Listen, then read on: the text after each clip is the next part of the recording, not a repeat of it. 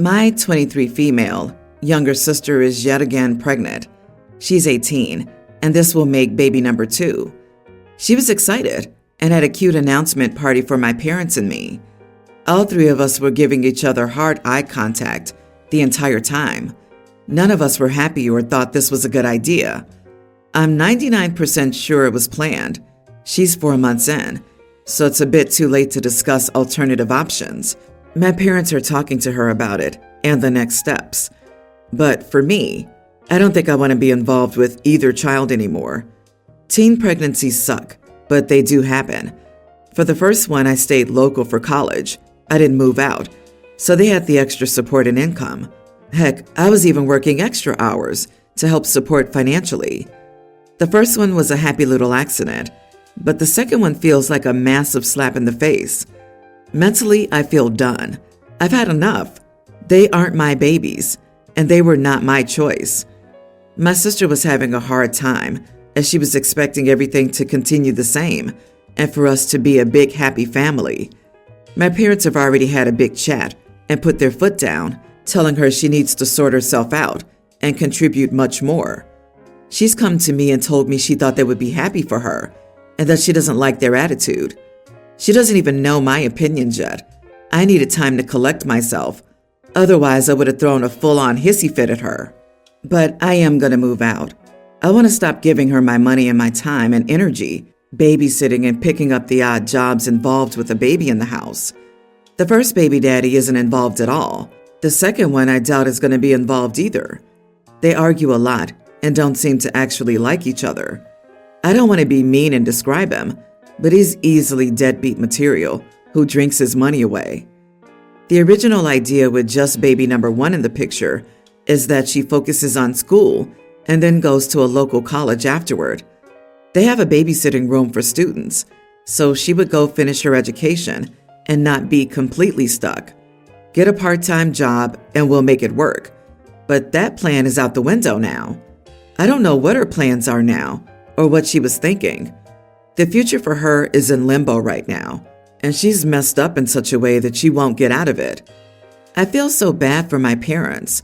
They're fantastic, but no matter how I write about the situation, they will come across as crappy. There are no correct decisions here for them either. It's such a difficult situation for them. I know she needs the support now more than ever, and I don't want to give her any. So, am I the idiot for no longer giving her my money and free babysitting? Good heavens, 2 babies at 18? And she thought everyone would be happy for her? She's in cloud cuckoo land. This is like reality TV, without moving pictures on a slow day at work. You are not the idiot. She's acting entitled. She should be grateful. Your help is a huge favor, not a right. You don't have to take responsibility for her children. Her body, her choice. Her life, her responsibility. And the father's. I feel pity for her children, but they ain't your problem. You go your way, make your choices. For your parents, I don't think it'll be simply cutting her off. The lesson she apparently learned from the first pregnancy was, ooh, I'm the center of attention. I get lots of love. I'm fully supported. I like this. Let's keep this show on the road. Unintended consequences strike again. OP definitely needs to start living her own life. Her sister's only too willing to allow OP to sacrifice herself to continue to enable her to live a comfortable pregnant life. If you keep doing what you're doing, OP, you can look forward to pregnancy number 3, 4, 5. Oh, I'd really love to have another little baby. It'll be cool. My family will provide for me. Money, babysitting, etc. Yes, it's time for a reality check for this immature mother-to-be. You've done your bit. It's time for her to accept her responsibilities. Your parents don't come across as crappy in any way. Your entitled expectant sister is the only villain in this story. You and your parents have helped someone who needed help, and your sister took advantage of that help. Your sister treated it like an opportunity for everyone except her to take advantage of her irresponsibility. If the reality check had come a little earlier, maybe a second baby wouldn't be coming. Where's the man that she keeps letting impregnate her? People like this always want to fall back on a village, but will never hold the actual father of their children accountable. It's really sad. Advise your parents to get her an attorney to handle child support. Good Lord, OP, please move out and have your own life. I will host the event myself, and I will do that for a while. In our family, we rotate who hosts the family event. This Halloween party is being done by my son, and everyone was invited but his sister. She, Amy, cheated on her long-distance boyfriend about 4 months ago. I don't approve of what she did. It was crappy of her. Now, my son has taken her cheating personally, extremely personally. I had to tell him to shut up about it multiple times. Now, today I was talking with her, and she didn't know when the party was. I called up my son, and he told me she wasn't invited. I told him I wouldn't be going if everyone in the family was invited besides her. This is when the argument broke out. He called me some creative names for defending the cheater of the family. I hung up after that. I told my husband what happened, and he's also not going now. My son is angry, and I'm getting messages for not going to the party. Edit. He's 28 and she's 23. I have talked to him about it, and he can't stand cheaters. His exact words. She already apologized to the ex, and then they broke up. She didn't hide it. His attitude about this makes me think that this will be a problem with him for a long time. I kind of wonder if I should mention that his uncle, who was invited, also has cheated before. That was years ago. Son has been married for the last 3 years, hasn't been cheated on, and to my knowledge, she wasn't dating his friend. They haven't even met. Not the idiot. What your daughter does in her relationship is none of your son's business.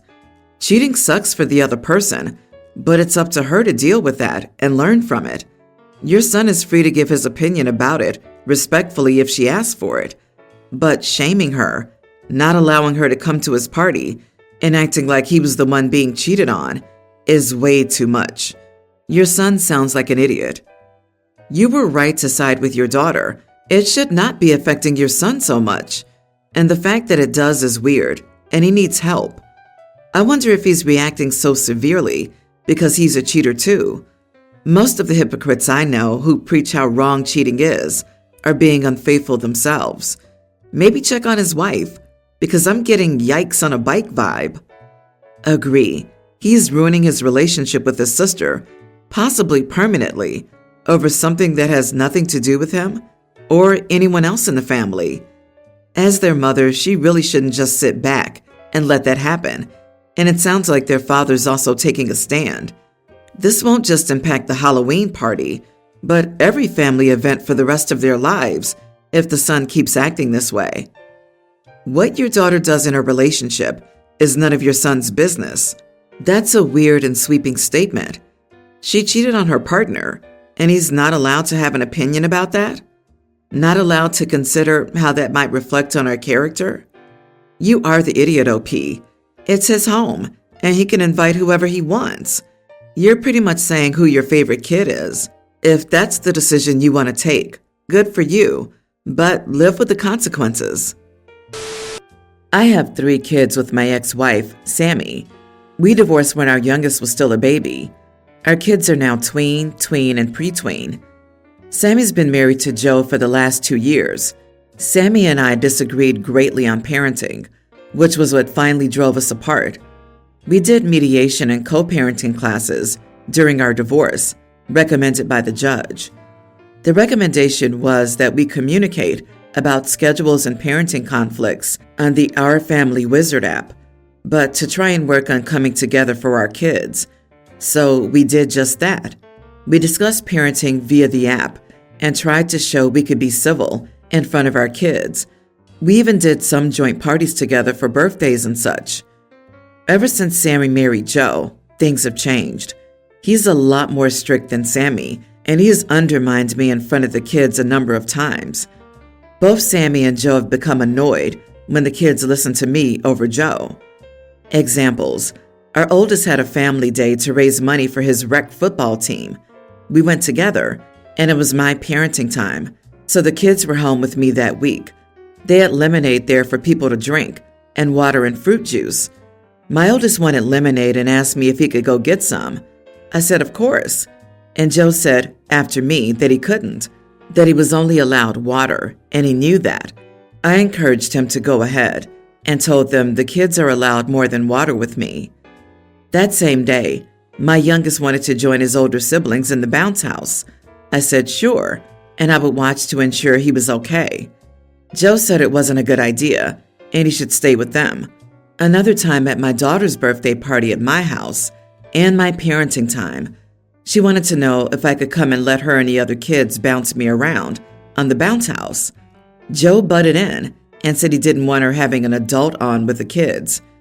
This kind of thing happens frequently. I've mentioned to them that I don't appreciate it and that I don't interfere during their parenting time. But I've been dismissed repeatedly, and Joe has told me that I'm not a good parent and they don't approve. So I decided no more joint stuff like this. We can attend the same functions, but we should not all sit together and stop throwing joint parties with both sides. I spoke to my kids and they said it might be better since their mom and Joe don't like it when they listen to me over Joe. I informed them that they're not putting the kids first by disrespecting me in front of them. Am I the idiot? Not the idiot. It sounds like your kids get it.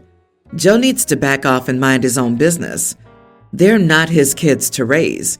He can support your ex, not decide for you or her.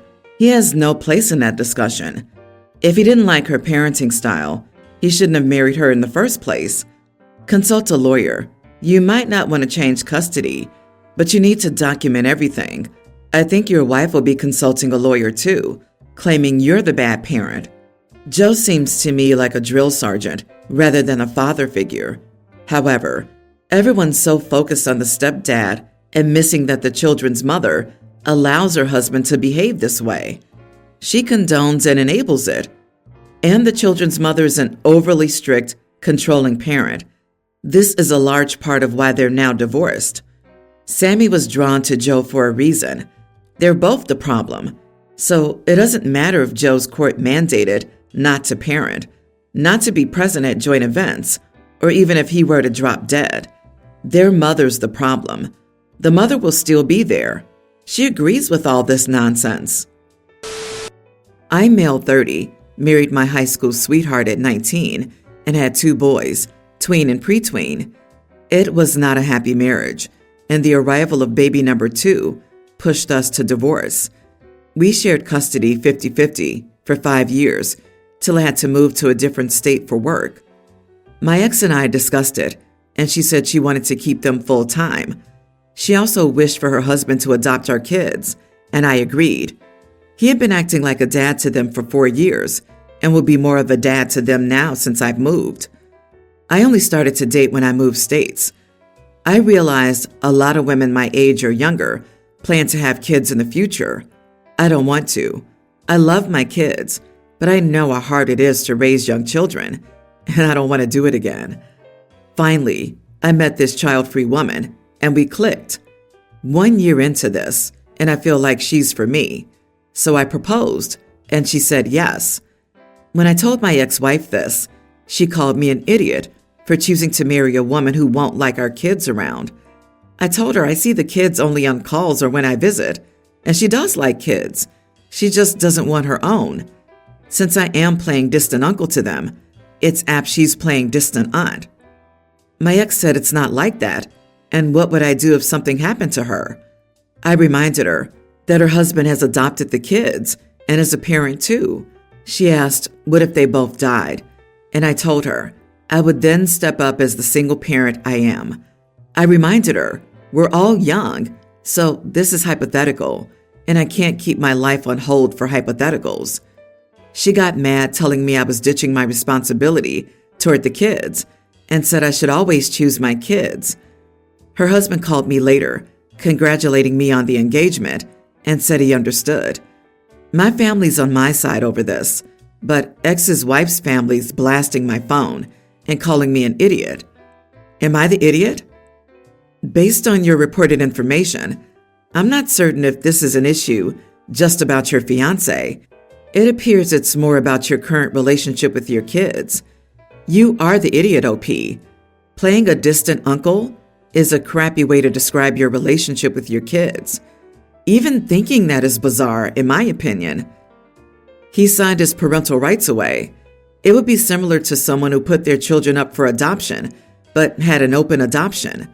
He made the choice that he felt was best for his children, and if he's in another state and not an active role in their lives, at least he's admitting that and not keeping someone else from filling that need. After signing his rights away and having his wife's new husband legally adopt them, it would be inappropriate for him to continue acting like dad of the year, honestly. He's not an authority figure. He's not the active male role model in their life. Distant uncle is a pretty accurate way to describe the situation. OP's not the idiot. You're not the idiot for marrying a child-free woman. You're an idiot for leaving your children. I can't believe I'm seeing so many people defending this. You don't get to decide to play distant uncle to your own kids. Wow, you're certainly not a good person in general. The biggest lie in all this post is, I love my kids. You don't. You may not hate them or anything, but you've done nothing to be in their lives and blame them for your failing marriage, like they asked to be born or something. Even the ex's husband knows the kids will be better with the mail carrier than with you. Update. Am I the idiot for marrying a child-free woman when I have kids? My fiancé knows about my children and the circumstances. She has no problem with it, as long as she's not expected to parent them. And I have no plan to ever ask her to be a parent. She has more of a fun aunt role with my kids. A lot of you are hung up on the distant uncle part. Let me clarify. My kids know that I'm their father. We video call almost every day. I visit them on long weekends and spend Christmas with them. I called my role that of an uncle because I know what the role of dad entails. I can't parent them from where I am. It's a fact. It was the best decision for the kids regarding ditching my responsibility to another guy. This guy was our friend, and he couldn't have kids of his own. Knowing that he will truly love my kids as his own allowed me to agree to the adoption. About moving, my career is very important to me. The plan has always been to move since we married. Divorce and split custody made me stay on for 5 more years. Staying anymore would have essentially ruined my career. I asked my ex if I could bring my kids or if they would consider moving. It was a no, saying her family was there. I would have fought for full custody, but with how young the kids are, and because they have a 2-parent household, it felt like a better choice for them.